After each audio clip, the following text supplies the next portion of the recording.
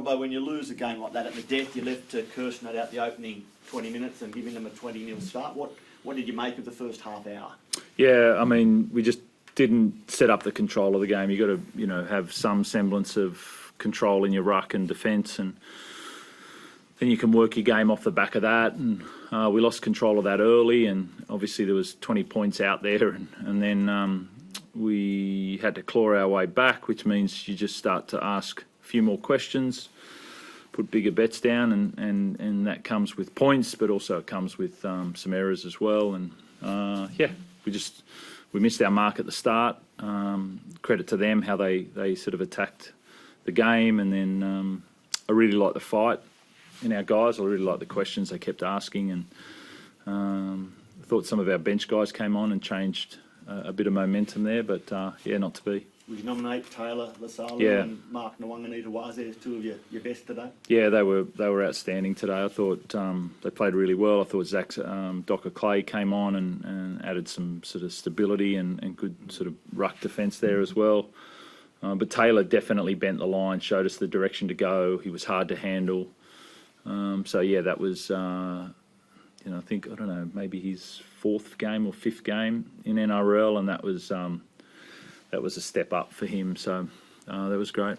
You never like losing, but did you see enough in the last 50 minutes knowing that there's 5 Origin blokes to come back in to think, well, okay, we lost the game, but there's, it's not a massive road bump today?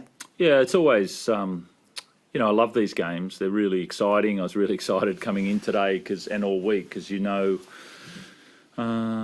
people see a team of 17, but there's around sort of 38 guys that train on a regular basis, and you've got all the club, and we changed our reserve grade game so they could come and watch the debut guys, and you get really excited about that, and you want it to be a fairy tale ending, but the reality is NRL's tough, and we just missed one of the foundations of our game and also the game of rugby league in the first 20 minutes, and we're playing catch up.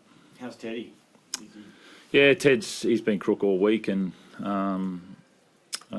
he's just. But not a footy injury.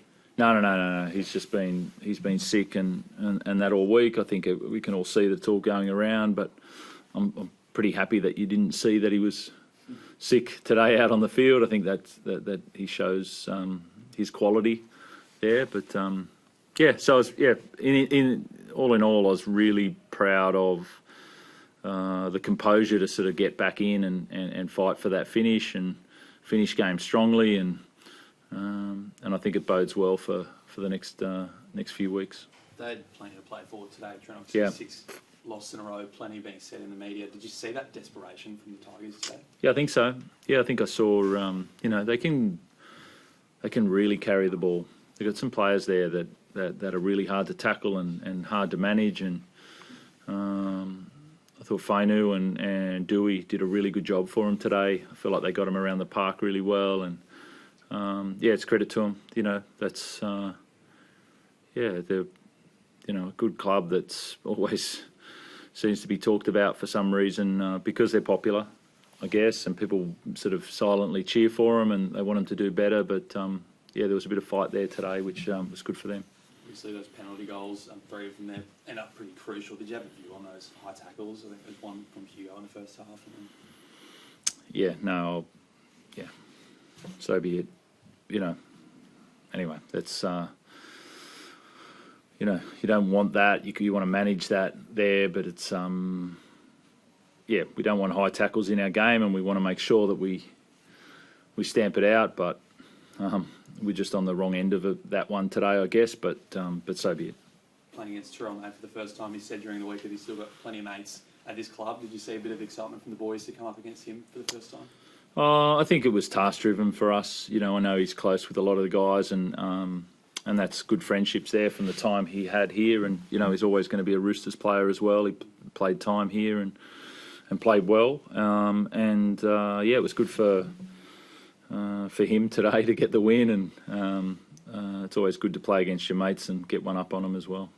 Tommy Rodwell had a decent run in first grade today. Almost scored with his first touch, and then he was pretty integral in that try that Hugo scored. Yeah, that was how you saw Tommy play today. Is how he plays every single week in reserve grade.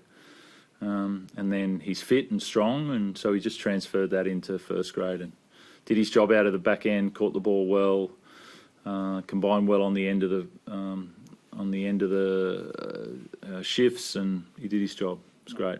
Not been easy for him. He was in reserve grade last year with Newtown, and he had to fight his way into a top 30 contract. You must be pretty happy to see him kind of make that progress.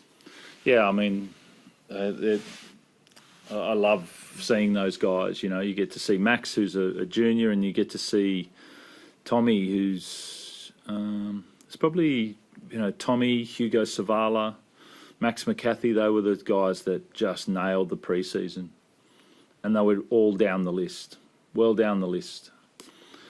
I know sports don't have pre-seasons. Ours is pretty important, and people can create their NRL games and the NRL future in pre-seasons, and definitely those three did.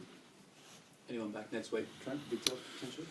Yeah, there's a few on the list there that hopefully get back, but there's still a few specialists to go and get cleared on, and we'll see post-origin as well. Thanks. Thanks, guys.